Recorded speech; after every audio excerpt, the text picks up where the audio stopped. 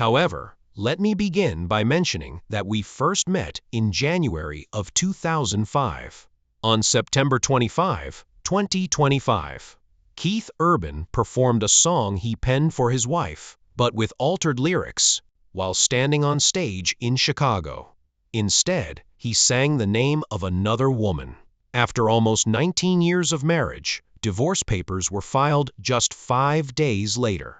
They had 2 kids, ages 17 and 14. However, the true narrative began years earlier when Keith started living in a different home and found it difficult to maintain his composure. We're revealing the true story behind the tour, the music, and the rumors that rocked country music tonight. On October 26, 1967, Keith Urban was born in Whangarei, New Zealand. His mother, Marianne, had Danish ancestry, and the first hint came from that. His father, Bob Urban, owned a fabric store. Her granddad performed on the streets of Copenhagen before passing away penniless. At the time, nobody paid much attention to this thread. They relocated to Kabul, a tiny town in Queensland, when Keith was 2 years old. Almost 8,000 individuals. No local bands, no country music radio, nothing. To keep Keith quiet during those lengthy 14-hour road rides across the desert in 1971, Bob spent $12 on a ukulele. That one choice to keep quiet ultimately opened a door that nobody anticipated. When Keith was 6 years old in 1973, Bob grudgingly purchased a used Yamaha guitar for $50 from a pawn shop in Brisbane. It was intended to be a phase. Keith started practicing for 6 to 8 hours every day instead. Neighbors began to complain within weeks. He was using 3 sets of strings every month by the time he was 8 years old, and his hands were so toughened that his instructor suspected he was being abused. The family reduced their grocery expenditure by 30% in order to stay up. His mother began cleaning offices at night at 01:52. Before turning 10, Keith committed more than 200 country songs to memory. John Edney, Keith's first instructor, charged $3 a lesson but frequently refused to pay, claiming that Keith was the most gifted pupil he had taught in 25 years. Keith's parents transported him 52,000 kilometers for bar and talent show appearances throughout Queensland between 1975 and 1980. That's multiple times around the globe. To save money, they slept in their car. His mother sold her engagement ring for $180 in 1978 so he could get a guitar amplifier. Heath received $25 in the Tamworth Junior Country Music Festival when he was 8 years old. It was immediately used for groceries. By the age of 10, he was playing 4 weekends a week, earning $15 to $30 each night, more than his father. In a single year, he missed 47 school days. The shows continued despite the education department's threats of legal action. Keith began skipping school to busk on Queen Street Mall in Brisbane when he was 10 years old. He earned up to $40 a day. When the school called, his parents were informed. His father took away his guitar and grounded him for 3 months. Keith then practiced fingering without making noise using a tennis racket. He then got his first actual paid engagement for $75 after a local newspaper published a picture of him busking with the tagline, 10-year-old country prodigy. From then on, it was obvious that music would not go away. At the age of 12, Keith left Bunburg High School in 1980. His father was enraged. He became the lead guitarist for The Kids, a local band, when he was 13. They performed at boisterous, inebriated pubs throughout Queensland. Keith made $200 a weekend, which is now $600. Because he filled the room, venues disregarded his age. Even before he reached high school age, he understood how to deal with hecklers.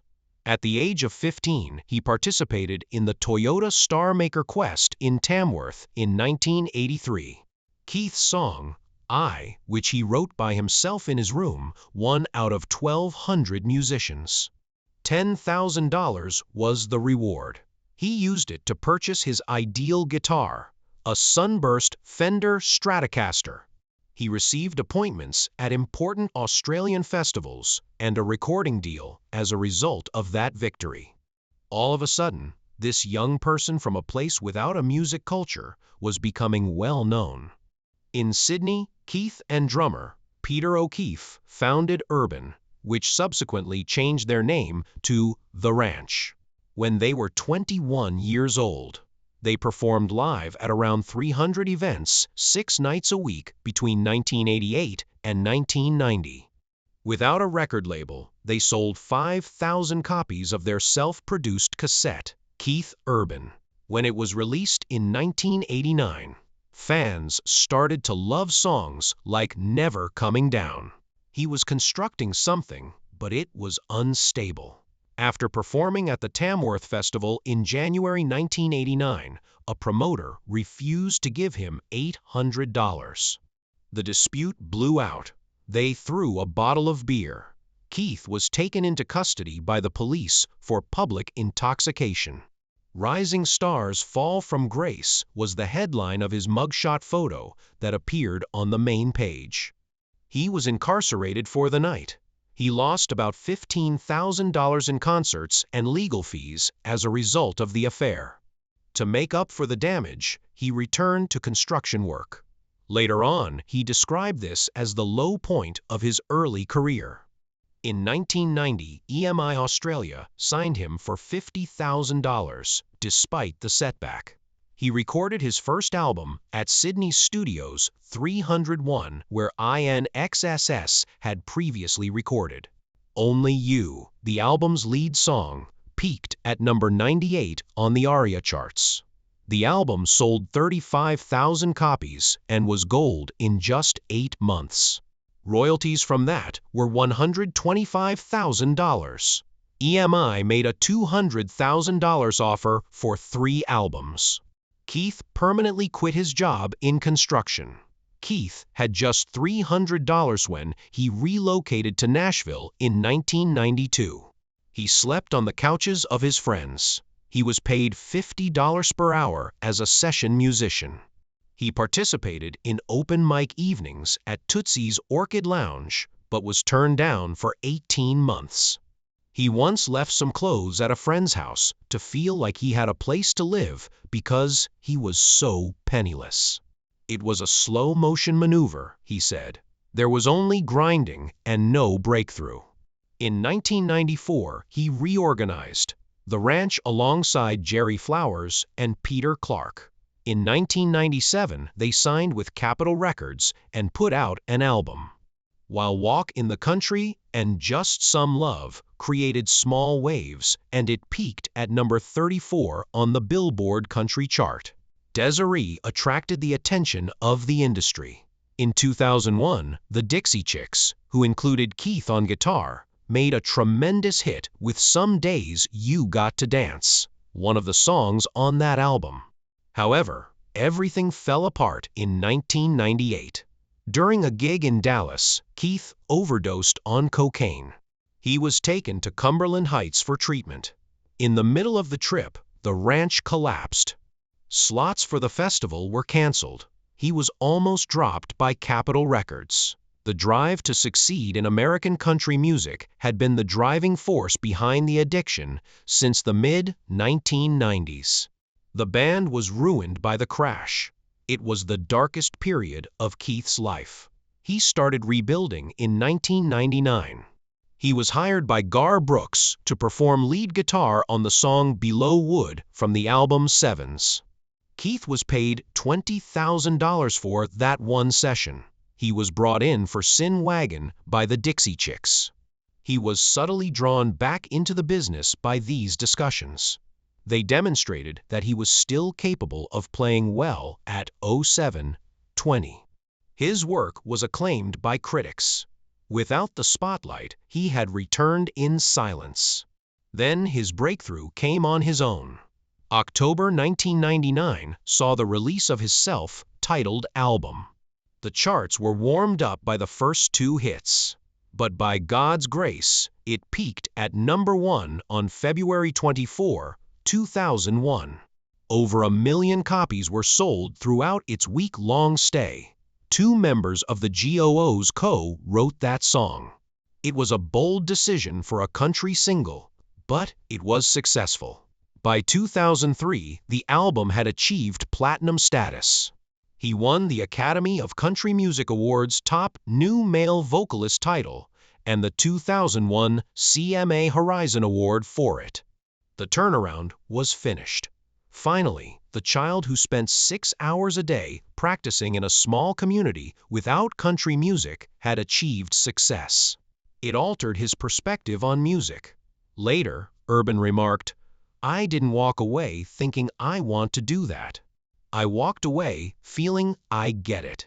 He began incorporating his favorite genres, country, rock, and storytelling, into his own style at that point.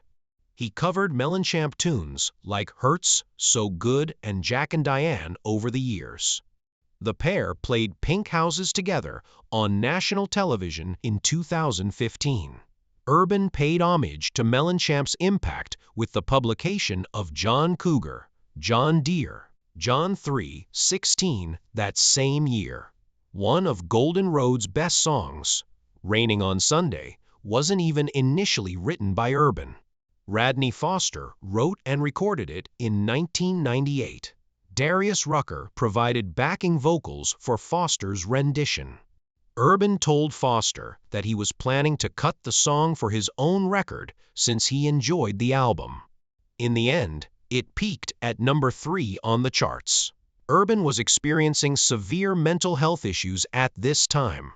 The date fits with what is known that he was struggling with substance misuse and getting over a terrible breakup in the early 2000s.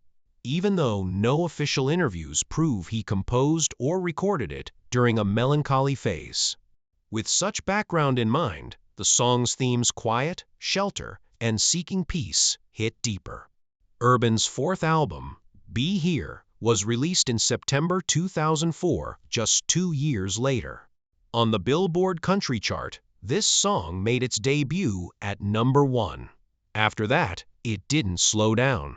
Be Here became his best-selling album ever, with over 4 million copies sold.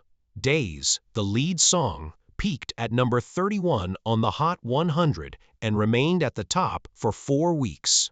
It received a Gold Fast certification. Within 6 weeks of its debut, the entire album became gold and then platinum. 9 of the 13 tracks were written or co-written by Urban, who also co-produced it with Dan Huff once more. He won 3 ACM awards for it: Album of the Year, Artist, Producer, and Male Vocalist of the Year. However, tragedy struck in 2005, just when his star was at its highest. On his vocal cords, Urban developed a sizable nodule. According to his physician, it resembled a callus that had developed from years of non-stop singing. In Boston, he had to undergo emergency laser surgery. The treatment was performed by the same specialist who had operated on John Mayer. Urban was prohibited from speaking for 3 weeks following that, not even to whisper. He acknowledged that throughout his recuperation, he unintentionally spoke a few times, and the sounds he made startled him. He was afraid that singing while he slept would harm his voice. In a fright, he even dreamed that he was doing "You Make Me Feel Like Dancing" and frantically emailed his surgeon. However, the procedure was successful. He compared it to an artery suddenly being unblocked when he took the stage again to sing "Making Memories of Us" at the 2005 Grammys. Then came "I Want to Cry Tonight." The song peaked at #36 on the Hot 100 and rose to #2 on the country chart. It struck a deep chord and went platinum. Urban stated in an open Rolling Stone interview that the song was inspired by his turbulent separation from 2003 and the intense emotions he was experiencing during his early sobriety attempts. He was devastated by something his ex told him. He claimed that set off a chain reaction when she said, "The novelty of you has worn off." That cut deep. More drugs, more drinking. He claimed that the entire late 90s were a dark blur before he plunged back into cocaine and ecstasy. He said that he felt alienated when he wasn't performing. He turned to drugs as a coping mechanism for the harsh pressures of Nashville's music industry. In spite of everything, he received his first CMA nomination for Entertainer of the Year in 2005 and won it on his first attempt. He received another Grammy that year for the song "You'll Think of Me," which was originally from Golden Road. Nothing concrete supports the rumors that he worked on demo sessions for Carrie Underwood's Jesus. Take the Wheel during this period. It has been established that Be Here produced 5 top 5 singles, including 3 #1 successes: Days Go By, Better Life, and Making Memories of Us, as well as 2 others that came near. In just 39 gigs, his Be Here tour earned over $20 million, placing him in Billboard's top 25 tours for the first time in 2006. But after he married Nicole Kidman in June 2006, his inner world fell apart once more as the lights grew brighter. While touring Europe, Urban relapsed. Kidman had to organize an intervention because it was so horrible. His next album, Love, Pain, and the Whole Crazy Thing, was released in November 2006 and peaked at #1 on the Billboard 200. He later said, "I caused the implosion of my fresh marriage. It survived, but it's a miracle it did." The pressure of success and being newly married to a global celebrity pushed him past his limits. It sold over 1 million copies. The album's biggest hit, Stupid Boy, earned him a Grammy in 2008. However, at the time of recording, Urban was struggling with a serious relapse. Kidman was away filming in Rome and Urban was living alone in their Nashville home when old habits returned. When Kidman returned home on October 19, 2006, he discovered drugs in the house. She orchestrated the life-saving intervention that evening. Urban checked into the Betty Ford Center that same day, postponing all album promotion and canceling a scheduled CMA performance. I Told You So became one of the album's standout tracks, rising to #2 on the country chart in 2007. Urban and producer Dan Huff leaned into a rock-influenced sound, with instruments like pipes, tin whistles, and uzukis that are rarely heard on country radio. The album was experimental, raw, and intense, and it sold over 1 million copies in its first week. Urban co-wrote it during a difficult time in his new marriage, admitting that the time was simply crazy. Urban was still recovering and had creative conflicts with people. At one point, during the 2007 tour's rehearsals, he fired his entire band due to heated disagreements over arrangements and musical direction. In order to keep the tour stable, he had to quickly rehire them. Once in a Lifetime had already broken records by debuting at #17, the highest debuting country single in Billboard's 62-year history at the time, peaking at #6. In the same year, the 4th single, Everyone, was released as a thank you to Kidman and all those who helped him recover.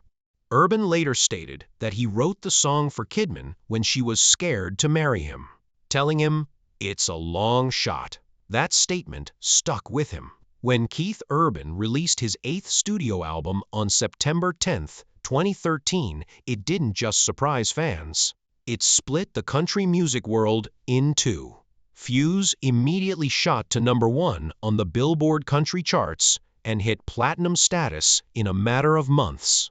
This was the first time she ever accompanied him on tour, and the 2008 tour with Carrie Underwood as the opener was one of the highest-grossing country tours of the year.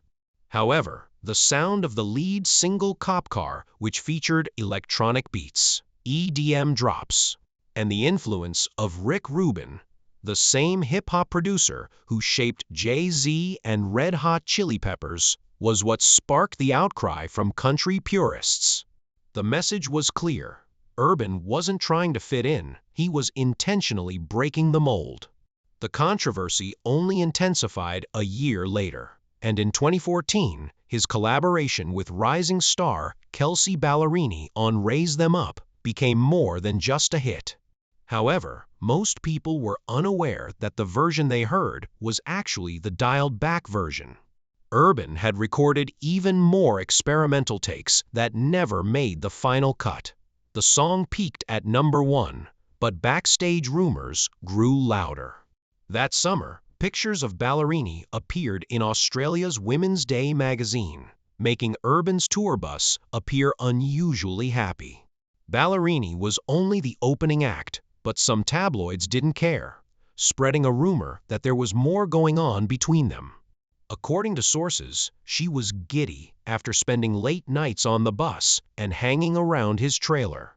Meanwhile, Nicole Kidman, Urban's wife, was reportedly becoming suspicious. Jealousy had always subtly followed their marriage, but now it was front and center.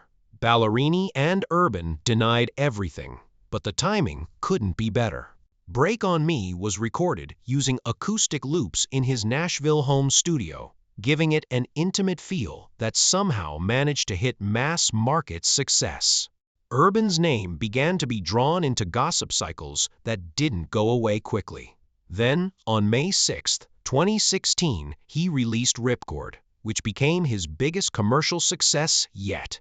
It was his #1 debut, platinum certified and full of new ideas.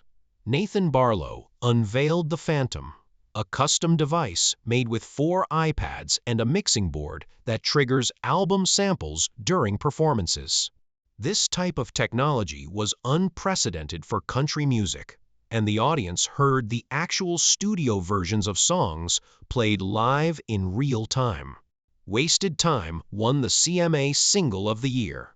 Before the Ripcord World Tour started, Urban fired his longtime drummer during rehearsals due to tempo disputes, which wasn't totally surprising to those close to the band. Urban wasn't just creating music, he was creating new ways to deliver it. However, behind the tech and the accolades, things were tense. Urban had a reputation for wanting everything to be flawless down to the last beat, and he brought in Barlow because he needed someone who could play drums, run samples, and handle keys simultaneously. The tour's Oceania leg, which co-starred Carrie Underwood, brought in over $5.7 million from 6 Australian shows. The tour earned $33.6 million worldwide and attracted over 612,000 attendees. But those figures concealed what was actually going on behind the scenes: the long rehearsal sessions, the pressure, the band turnover, all of which were part of a perfectionism that didn't allow for mistakes. Urban and Underwood's 2017 album, The Fighter, peaked at #1. The story was more intimate than most people knew. Urban and Busby wrote it in London, and Urban later acknowledged that the lyrics were influenced by his early marriage to Kidman. However, the song was also about their daughter, Faith Margaret, who was born in 2010 through surrogacy. Urban wanted the song to express what it meant to defend the people you care about.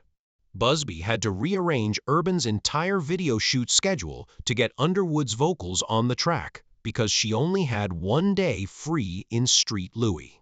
The song became a triple platinum success in the US and quadruple platinum in Australia. Busby passed away from brain cancer in 2019, making this one of his final major works. Urban's next album, Graffiti You, was released on April 27, 2018, and while it started strong, peaking at #1 on the country albums chart, it quickly faded, with sales reaching 137,000 copies in the first week, and dropping to number 18 on the Billboard 200 with just 17,000 copies in the second week. The song became part of something bigger than a hit. It was a memory. Never Coming Down, which peaked at number 18, didn't help either. Female, the Me Too-inspired lead single, stalled at number 12, ending a 2-decade run of top 10 hits. The album received negative reviews. Rolling Stone gave it 2.5 stars and said, "Urban seemed lost when trying to innovate." By July 2019, the album had sold only 22 to 400 copies in the US and had barely earned gold certification. It was his worst commercial performance in over a decade, and he was also having trouble at home. In interviews with Big Little Lies, Urban alluded to conflict with Kidman's schedule, and friends later revealed that they had been living apart since the middle of 2018. When Kidman filed for divorce on September 30, 2025, citing irreconcilable differences, the documents listed issues that began at this exact time. His marriage and music career were collapsing at the same time, and the lyrics of Never Coming Down weren't just about distance, they were about their distance. After the pandemic shut down the world in 2020, Urban recorded an entire album from home. God Whispered Your Name peaked at number 3 and received a Grammy nomination, while Speed of Now Part 1, which was released on September 18th, managed to reach number 1 on the country chart and number 7 on the Billboard 200. Urban had musicians record separately before piecing everything together in Nashville. He covered Steve Winwood's Higher Love, which won the 2021 Queensland Music Awards for Best-Selling Album. However, the price was high. His tour was canceled. He lost $10 million, including tickets, production, and deposits, and he discreetly went back to online AA meetings in an attempt to keep himself together. He also live-streamed performances and appeared on the One World Together at Home special. His losses were among the highest of any country artist at the time, and he had to rebuild his entire touring business from scratch using drive-in concerts and virtual shows just to survive. The partnership with Post Malone in 2021 changed everything again, and by 2023, One Too Many had reached number 1 and had received over 1 billion Spotify plays. The song was recorded virtually, with Malone in Los Angeles and Urban in Nashville. They never met, and the lyrics about drinking alone struck too close to home. However, Urban claimed that isolation, rather than ambition, was what made him say yes. He was stuck at home with growing tensions and creative blocks and just needed someone to work with. In September 2024, Urban released High, which debuted at number 14 on the country charts. While his team pushed for more pop and hip-hop features, Urban resisted because he already knew the price was high, and it had cost him more than streams could fix. The success caused Urban to question everything. Country fans once again chastised him for leaving the genre. The album featured 12 tracks, including a duet with Lainey Wilson. 4 of the songs were salvaged from a canceled project called 615. The remaining tracks were what Urban referred to as cheeseburgers: high energy, carefree, euphoric. 2602 Messed Up as Me reached number 1 and amassed over 500 million streams. Critics praised the album as his most varied and intimate work in years. However, behind the scenes, his personal life was falling apart. Kidman filed for divorce on September 30, 2025. But according to sources, she had been working to keep the marriage intact for almost 19 years before that. They had celebrated their anniversary in June, and by the end of September, it was over. Their daughters were 14 and 17. Kidman was awarded custody. Urban continued to tour. On September 25, 2025, 5 days prior to the divorce filing, The High and Alive World Tour began at the United Center in Chicago. Urban performed 90 minutes of music, including new songs, old hits, and No Wedding Ring. Industry insiders estimated the tour could generate $60 million. Urban shared the stage with Chase Matthew, Alana Springsteen, and Carly Scott Collins. He claimed that what he loved most was witnessing people temporarily forget their worries and simply feel alive. However, fans noticed something else. During the performance, Urban altered the lyrics of The Fighter, which were originally written for Kidman, by substituting the name Maggie during the chorus. Maggie Baugh, his 25-year-old guitarist, was caught by the audience and Instagram. Baugh shared the video with eye emojis, and her father told reporters it was just music and not dating. However, she skipped the next show, and Urban removed The Fighter entirely from the set list. Despite all of that, Urban continued. He talked about his 14 years sober and how his daughters were his anchor on a Nashville radio show in October 2025. He said that music was still the one thing that kept him grounded, and that Kidman and his friends had pushed him toward rehab in 2006, shortly after their wedding, and that it had saved his life.